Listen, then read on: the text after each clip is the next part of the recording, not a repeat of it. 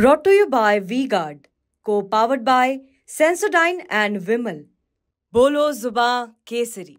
मैं समझती हूँ जितने भी बयान आ रहे हैं वरिष्ठ नेताओं के, ये बहुत आश्चर्यजनक नहीं है। जब जब चुनाव आते हैं इस तरह की भाषा में बदलाव आता है और जो सनातन धर्म और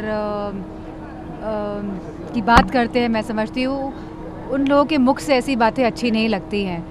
तो जो सनातन धर्म का जो स्वभाव है, अगर ये लोग समझेंगे तो आप जानेंगे कि कोई भी अलग नहीं है, हम सब एक ही हैं। और इस तरह की बातें लगातार जो चुनाव में उठाई जा रही हैं, मैं समझती हूँ क्योंकि ये लोग नाकामयाब रहे हैं पूरी तरह से अपने जो मैनिफेस्टो में, अपने जो 10 साल के कार्यकाल में जो उन्होंने मंचों से जो घोषणाएं की थी, जहां 2 करोड़ नौकरियां देंगे, जहां किसान की आय दुगनी कर देंगे, अच्छे दिन आएंगे, स्मार्ट सिटीज़ बनाएंगे, गोद लिए हुए गाँव की बात करी गई हो और मैं समझती हूँ और महंगाई कम करने की बात करी हुई हो। आज आप सिलेंडर की कीमत देखिए, पेट्रोल, डीजल और जितने भी हमारे किसानों के खाद्य पदार्थ की कीमत देखिए, तो मैं समझती हूँ कहीं ना कहीं सरकार नाकाम हुई है अपने, इसीलिए इस तरह की बहकी बातें कर रहे हैं। पीएम मोदी ने कहा ओबीसी आरक्षण पर डाका डालने की कोशिश की गई और SC/ST के आरक्षण पर भी कांग्रेस तलवार लटका रही है।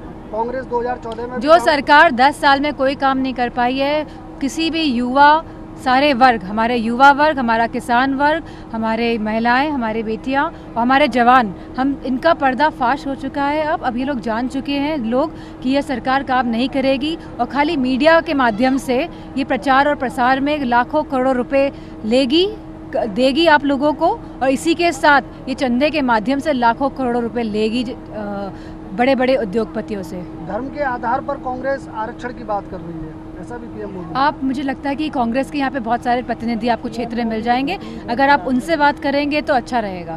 मैनपुरी से भाजपा ने आपके समक्ष अपने मंत्री को उतारा है और लगातार वो लोग इस बात दावा कर रहे हैं। कल प्रदेश सरकार के कैबिनेट मंत्री यहाँ आए, उन्होंने कहा कि अब 400 पार की बात नहीं है, अब तो 400 पार, 450, 500 की हम बात करते हैं।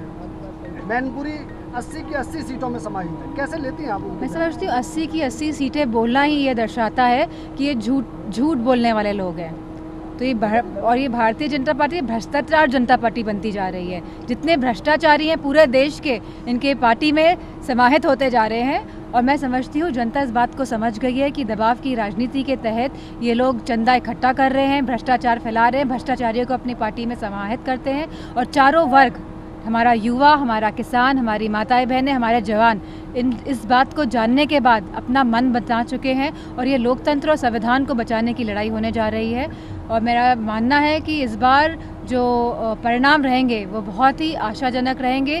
और इसके साथ मैं ये भी कहना चाहूँगी कि जब ये परिणाम आशाजनक रहेंगे तो बहुत सारी युवाओं के लिए रोज़गार खुलेंगे, माताओं बहनों को बहुत ज़्यादा पेंशन मिलेगी और हम सभी काम करेंगे। और मैं सभी जनता का धन्यवाद देना चाहूँगी। आपने अपने उद्बोधन में अभी कह रही थी कि आप जिनके परिवार नहीं होते वो राशन को लेकर कुछ भाषण दे रही थी, क्या था वो चीज़ पूरी, क्या कहना चाह रही थी? मैं कहना चाह रही थी कि पहले राशन में, आज से 10 साल पहले का अगर आप आकलन कर लेंगे तो राशन में हमको चावल मिलता था, तेल मिलता था, चीनी मिलती थी और इसके साथ गेहूं या आटा भी मिलता था। लेकिन अब यह सरकार ने इस राशन में भी चोरी करके खाली बाजरा देने का काम किया है। मैं समझती हूँ जनता समझ रही है, जान रही है और सब समाज और सब वर्ग के लोग एक साथ आ रहे हैं भाजपा को हटाने के लिए।